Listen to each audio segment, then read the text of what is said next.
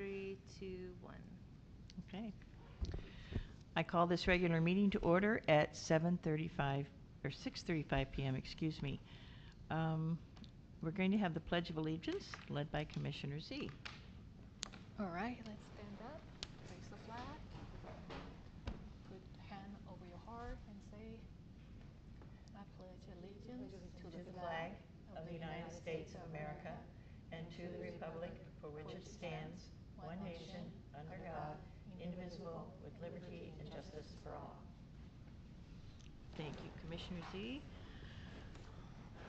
Okay. Roll call, please. Chair Velasquez, Vice Chair Huerta, Commissioner Cabot, Present. Commissioner Cordero, Commissioner Shea. Present. Approval of the agenda order. Are there any objections to the agenda order? Any objections, ladies? No. Okay. If there's no objection, we will have the agenda order is approved.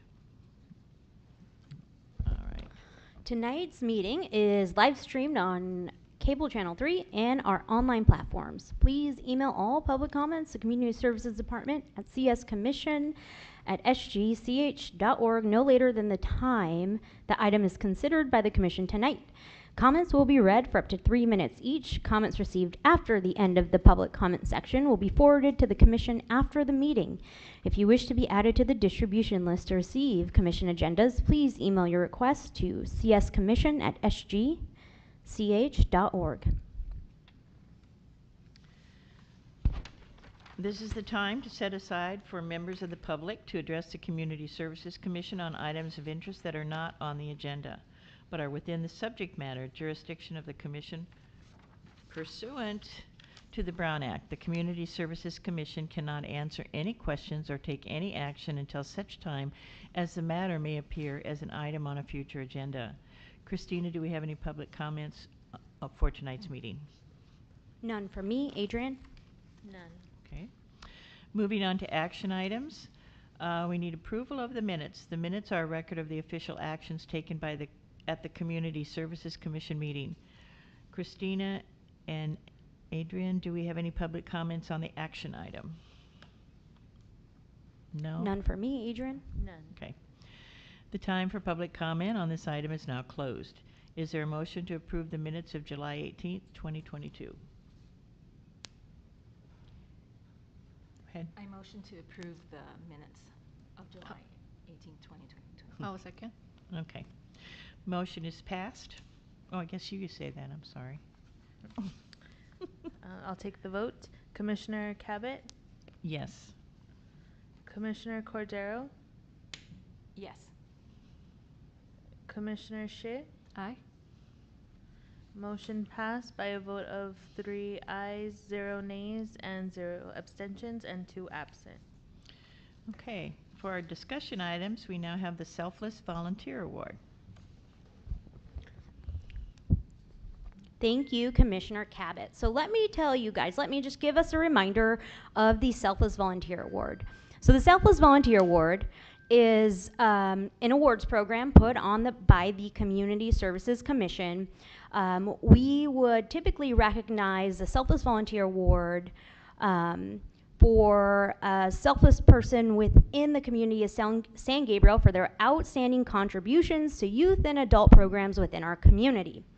So here is a description of the Selfless Volunteer Award. The Selfless Volunteer Award is an award given to one individual for their volunteer work with youth or older adult organizations and programs. This award can be given to any individual who has made significant contributions to the City of San Gabriel and the community through their time, actions, talents, and dedications. The nominee should serve as a role model for compassion and service and strive to make the community of San Gabriel a better place. Their passion for service and helping others in the San Gabriel community should be selfless.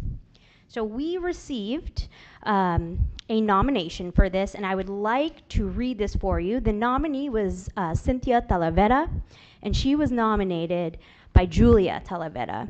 And the award recipient is part of the San Gabriel Valley Humane Society and the Kiwanis Key Club. So here is what Julia wrote about Cynthia. My mother, Cynthia Talavera, is a 626 native and a proud one at that.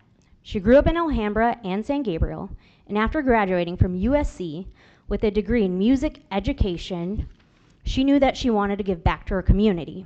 The bulk of her career as a music teacher has been in service to hundreds of young and talented students of San Gabriel.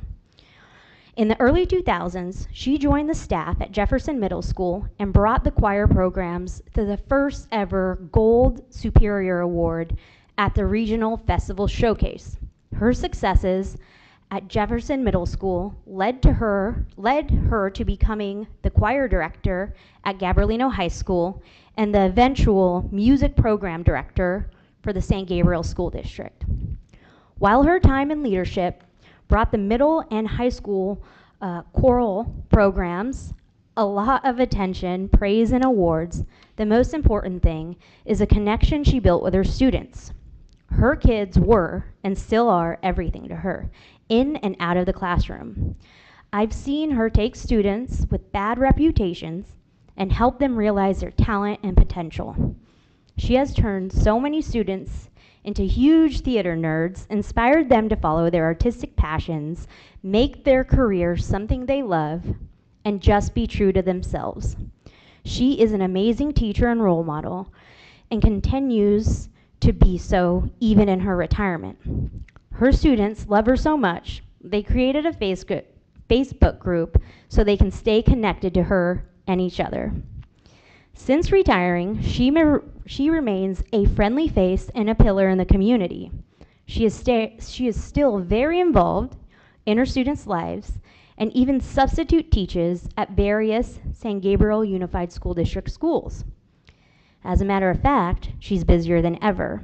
She volunteers at the San Gabriel Humane Society, where she and I adopted our precious dogs from the shelter. She serves as a student advisor for Gabrielino's Kiwanis Key Club and also volunteers at various San Gabriel sponsored events like the recent 626 Golden Streets. She loves her community and will literally do anything to better the life of everyone in it. In her personal life, she adopted me and my younger sister, Krista, from China and does a wonderful job at making us feel connected to her culture. She is the best mother and grandmother. Our family is extremely blessed to have her as our matriarch. Since adopting me in 1994, she has hosted an annual holiday party that not only serves as a wonderful celebration, but also as a way for guests to give back in the community. With the help of the San Gabriel Fire Department, she coordinates a toy drive that benefits low-income families in the area so that they can have a wonderful Christmas or holiday season. Cynthia Talavera is an icon and has created a lifelong legacy of service rooted in selflessness and love. Regardless of whether or not she wins this award, she will continue living in service for the residents of San Gabriel, and I will still be proud to call her my mom.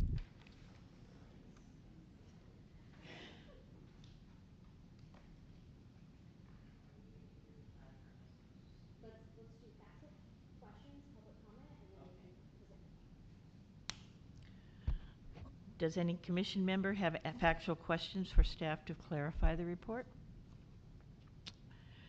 Christina, do we have any public comments on this action item? None for me, Adrian.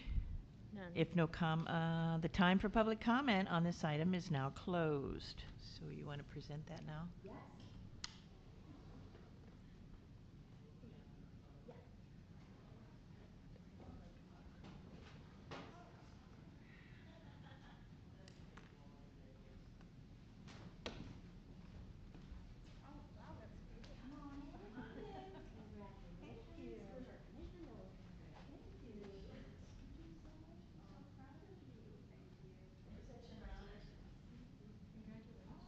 All right, come on, let's get this.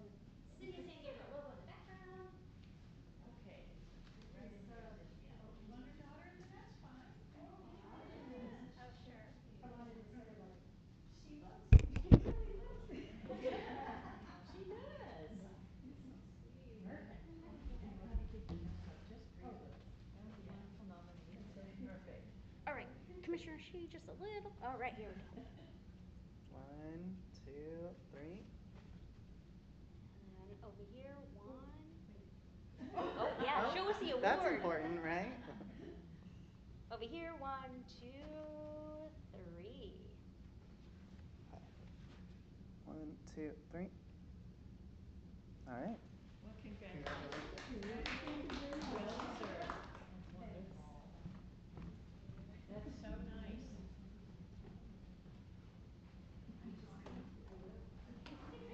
Thanks so much. Congrats.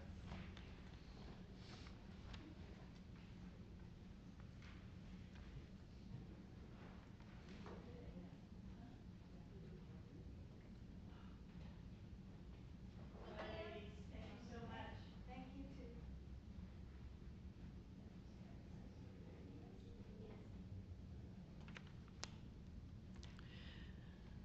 We're moving on to action item B, which is water usage in city parks. Thank you, Commissioner Cabot. In an effort to reduce water use at San Gabriel Parks, the Public Works Parks Division is currently following all local water guidelines and requirements at Marshall Smith and Vincent Lugo Parks. Park lawns, planters, medians, and parkways have minimized water usage. Park lawns are watered twice per week. Planters that do not contain drought-tolerant plants are watered once per week. Drought-tolerant plants are watered once per month. All city medians that consist of drought-tolerant or low water use plantings are watered by drip irrigation once a week, as well as trees that are on a bubbler system. The Parks Division has begun to eliminate turf watering in some of the parkways, such as Vincent Lugo Park adjacent to Well Street, with the intention of planting drought-tolerant shrubs in the future. Does any commission member have factual questions for the staff to clarify the report? No? Do you have any questions? Go I ahead. have a question. Okay. How is our assessment about the impact of the recent water restrictions on our lawns and grasses? Because I think a lot of residents have concerns like water their grass twice a week, and it may damage their grass. I don't know how we're doing in terms of our parks. I will let Matthew answer that question for us. Okay, so to clarify, your question was with regards to parks lawn or residence lawns? Parks lawn. Parks lawns, Yeah. okay. So unfortunately, we don't have the information as far as how the direct impact would be. Public Works would have a better indication. I think it's clear that the parks will not look the same as they may have a few years ago due to the reduction in water usage, but I think that you can see from the report as well that the Parks Division is making other efforts to offset that as well. So by removing some of the turf and then putting in drought-tolerant plants, that'll make less of an impact on the aesthetics of the park. Vincent Lugo Park is already pretty drought-tolerant, so all of when the trail was redone or implemented, I should say. All surrounding it are drought-tolerant plants. So really the only thing at the park that's not drought-tolerant is the lawn itself, which has that substantial reduction. We haven't been a very strong kind of water-crazy city to begin with, so there shouldn't be too much of an impact, but if we wanted a more specific answer to it, we would want to bring Public Works out here for that.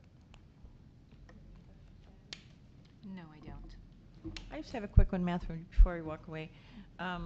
Has the state given you any specific guidelines, or is it just the Water Division that gives you some? As far as I understand, it's just the Water Division. So Okay. each water source, if you will, This is water how much company. you get, take it or leave it, basically. Correct. Yeah. Mhm. Okay. Thank you, Matthew. Mhm. If I may add to that, Of what course. is our current, like previous water schedule in the parks? Unfortunately, I don't have that information. Again, it was fairly limited to begin with, so it wasn't, you know, a robust watering where it was Yeah. Soaking the parks. But we can definitely send an email off with that information. Yeah, thank you. And No problem. I think the only concern is that once the lawns are damaged later, then we're gonna have to put more money into fixing it. Yeah. Mhm. All right, thank you. I do have a question. Mm-hmm. Now the parks, I thought I read somewhere the parks are not on the same schedule as the residential lawns. That they're able to water a little bit more. I'm not sure what the requirements are directly. Again, Public Works would be able to tell you what the exact schedule is, or as far as what's required. But based off of the staff report, it does look like we're in alignment with the residents, which I find important if kind of as the city setting the standard for what residents are doing. If the city's kind of responsible for implementing that, it's helpful to see that the city is following in line with that, or even doing less in some areas, as Christina mentioned in the report.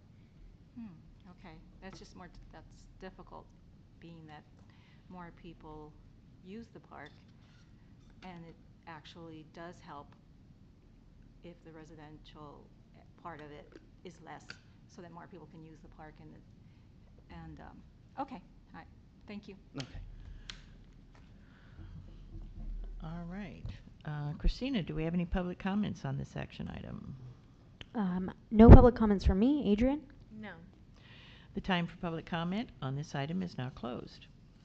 Moving on to action item C, the monthly department report. That would be Christina.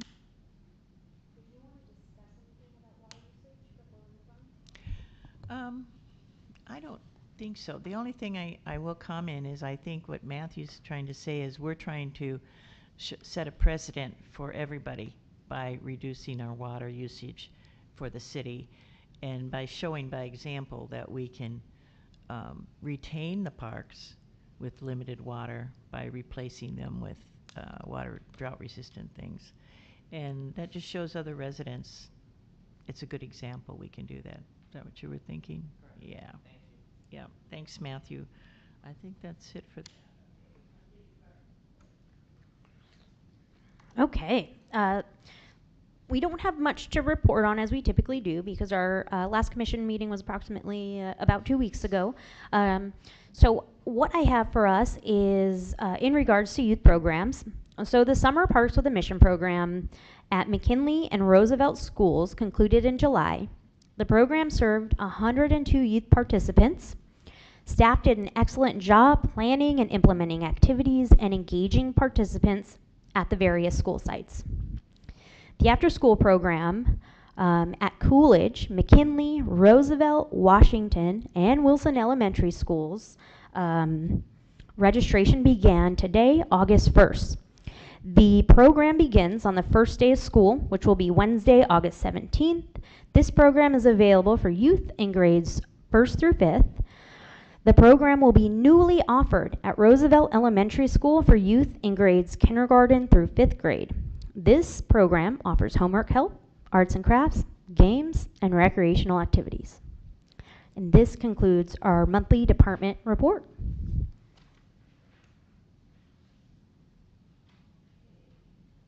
Does any commissioner have factual questions for staff to clarify this report?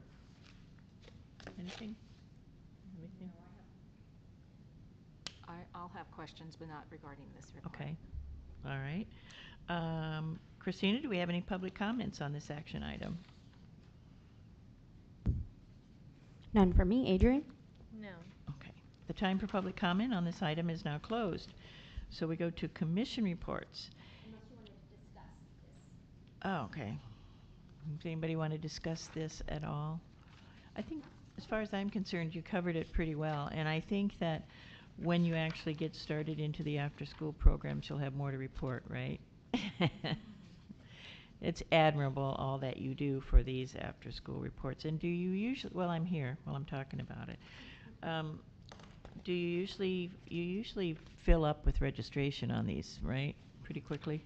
We typically do. It depends on the school site. So typically Coolidge was one of our larger schools.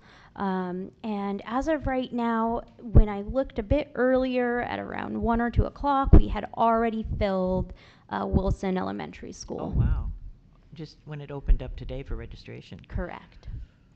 I suppose that families, if they've used it in the past, they just make sure they sign up right away and don't miss it, right?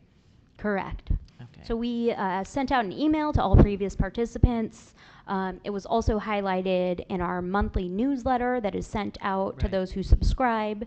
And the schools have been doing a really great job of helping us advertise the programs.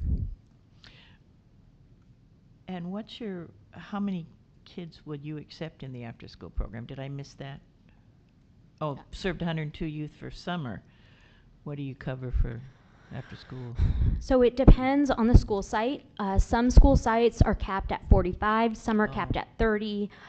If there's more of a need, we do have waiting lists, and as those lists begin to build, we can onboard more staff to be able to accommodate those who are on the waiting list. Okay. And you offer homework help, arts and crafts, games, and recreational activities. Our staff does that? Yes, our recreation leaders do that at every site. Amazing. You do a wonderful job. Should be easier now that we don't have to do it online all the time. We can do it in person. That was amazing that you did all that during the pandemic. I'm still amazed. All right. Shall we move on to commission reports? Each commissioner may address the Community Services Commission and public on matters of general information and/or concern. This is also the time for commissioners to report on conference and/or meetings they have attended. I don't think I did in the last 2 weeks, did I? I can't remember what I did yesterday, let alone the last 2 weeks. Commissioner Cordero, do you have anything to report? No, I don't have anything to report, but I do have a couple of questions. That's fine. Time? Okay. I think it is. Is this time she can? Is this the Yeah, place? this is time. Yep, go ahead. Okay. I just needed information on a couple of city-sponsored items. And, for instance, the backpack program, it's going on this Saturday. Yes, Matthew can provide more information on that program. Hi, thank you, Commission. So the backpack giveaway started off with Councilwoman Rivera. She was kind enough to make the contact with County Supervisor Solis's office. So we're now in the 1st District, and so far we're off to a running start, it appears, which is great. So this coming Saturday from 8 a.m. till 8 a.m. till 10 p.m. 10 a.m. That would be too long of a span, my goodness. At Smith Park, sorry, so what was 8 that again? a.m. till 10 a.m. Oh, okay. I've been having a really hard time trying to say that time frame today. My apologies. It'll be a backpack giveaway, and it'll be stuffed with supplies like crayons, notebooks, folders, pencils, kind of the essentials that a child would need to attend school. As well as a COVID-19 vaccination clinic. So the LA County Department of Public Health will bring out their team for the vaccination clinic. So the backpack and supply giveaway will be drive-through. So right in that small parking lot right off of Clary, you'll drive your car through, open up your trunk. Volunteers or council or whoever is there that day will be loading those items in the back of the trunk. We just confirmed today with Supervisor Solis's office that there will be shelf-stable food boxes as well. So we'll be giving out those on Saturday in addition to the backpacks and the supplies and the COVID-19 vaccination clinics.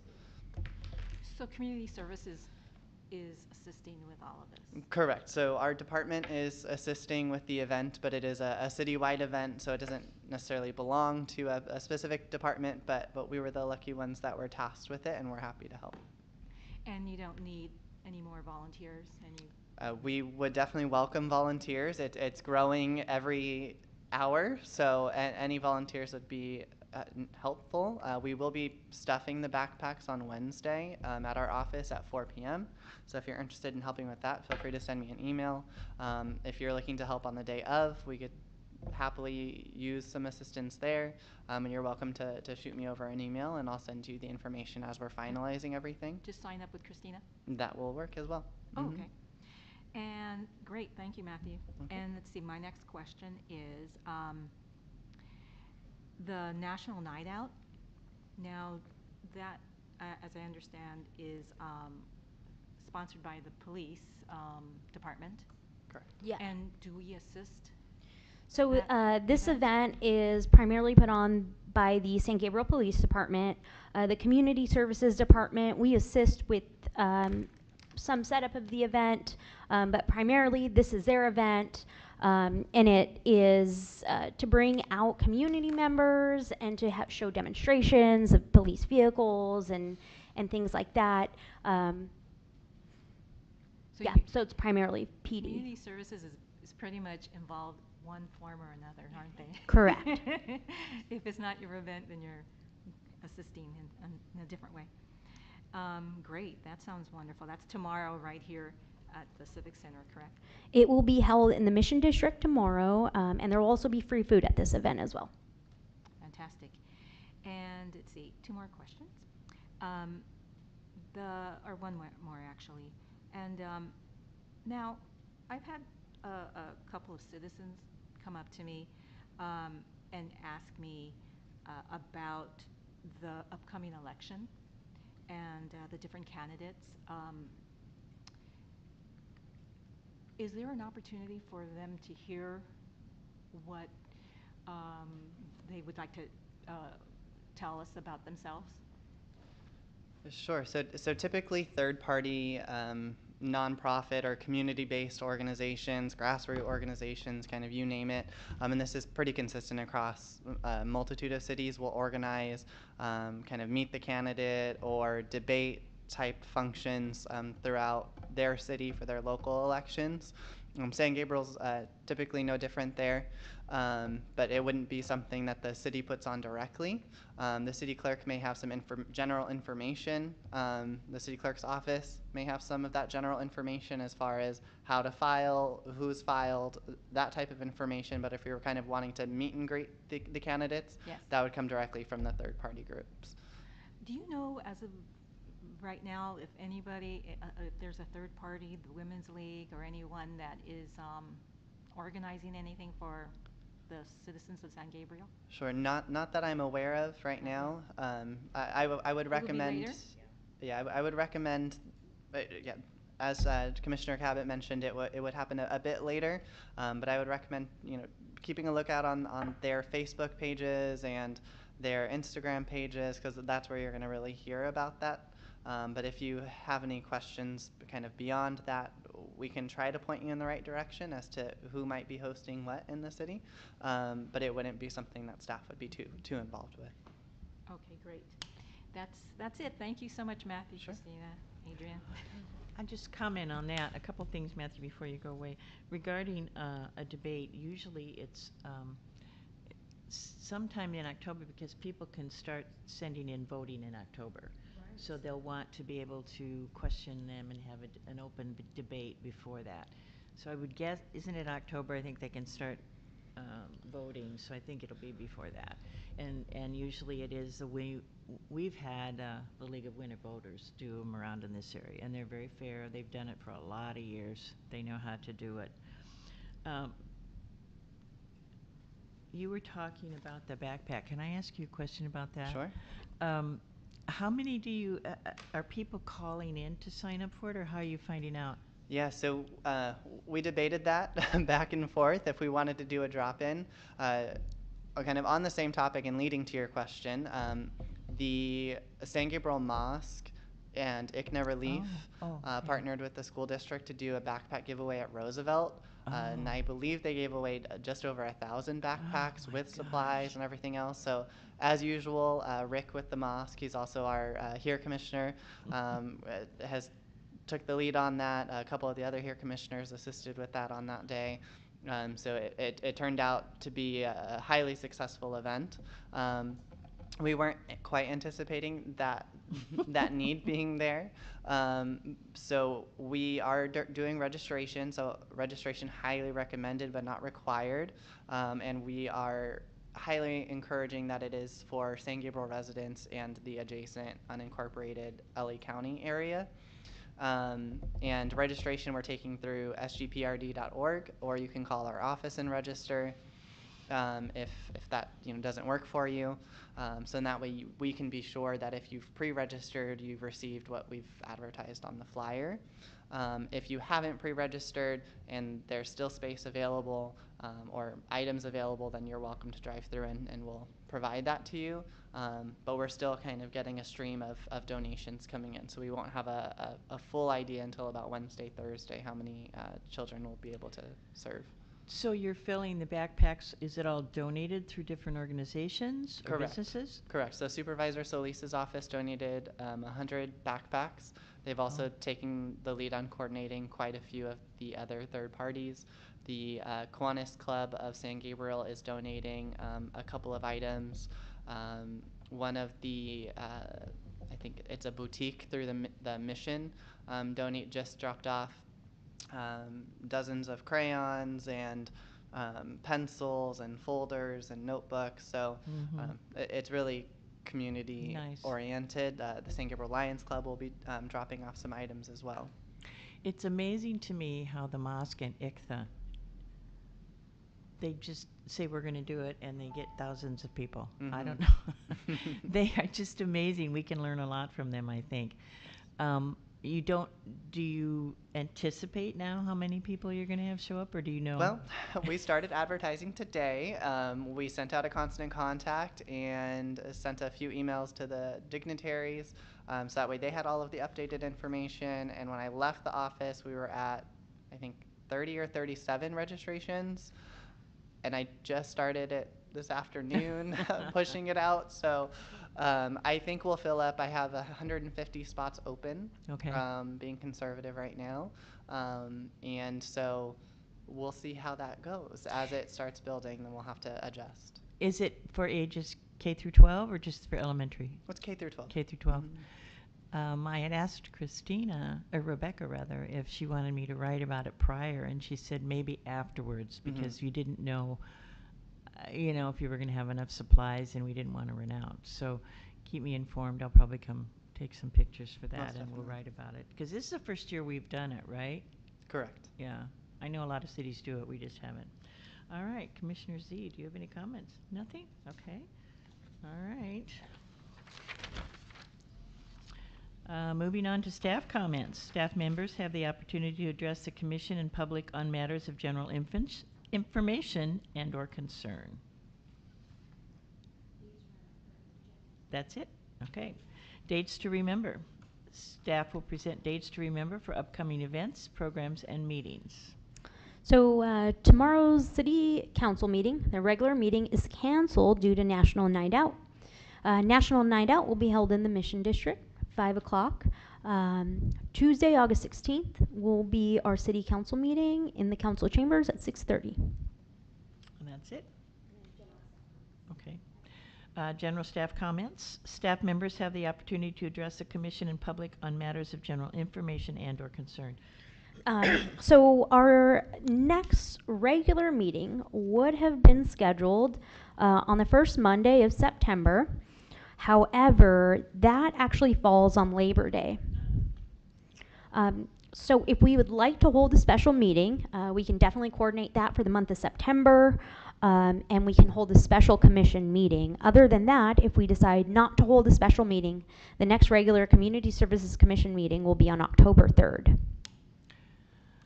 Commissioners, do you have any comment on that? Do you feel we need a special meeting? Or do you want to just wait till October? I would like to have a meeting in September. Fine, either way. No, you're supposed to say, yes, I want another one, or no, I don't want another one. Honestly, I don't think there's a whole lot going on, is there, between now and September? But when do we start school? So school begins mid-August. Oh, so we would have some reports about after-school programs, right? Correct. Okay, so Plus we have a couple of events that are going on. yeah, we have some events. All right, I guess we'll take a vote. Do you want to have an extra meeting then, a meeting in October? You did, you already said yes. In September. In September? Yes. Not wait till October. No. I told you I couldn't even remember what I did yesterday. You want me to ask 5 minutes ago. Are you okay if we have a meeting in September a little later? I will I'll second that. Let's Okay. see if we can get everybody. Well, To the we meeting. get to make the decision. We're Yeah. the three here, so we get to decide. Would you like to make a motion to that effect, Catherine? I'll make a motion to have a September special meeting for the Community Services Commission. I'll second that. Okay, call the roll, please. Aye. Commissioner Cordero? Aye. Commissioner Shea? Aye. Motion passed by a vote of 3 ayes, 0 nays, 0 abstentions, and 2 absent. So Christina, you and staff will find a time when we can have a meeting then? Correct. I'll do the same thing as we did previously for our special meeting. I'll reach out to each of the commissioners, see which date works best. Once we have that confirmed and finalized, we'll post the agenda to the website, Okay. and the public will have all of that information. Perfect. Thank you so much. Thank you. Thank you. Okay, with that, any more general staff comments? No. We'll adjourn the meeting. The next regular community services meeting was to be held on Monday, October 3rd, but September 1st, but that's Labor Day, right? The next regular meeting. So we've just voted to schedule a different meeting time in September, and staff will coordinate that and contact us. And then the following month in October there is one. Information regarding matters to be considered at each meeting will be available on the Friday before the Community Services Commission meeting on the city's website at www.sangabrielcity.com. This regular meeting is now adjourned at 7:11. Oh, wait, 11. All righty, ladies.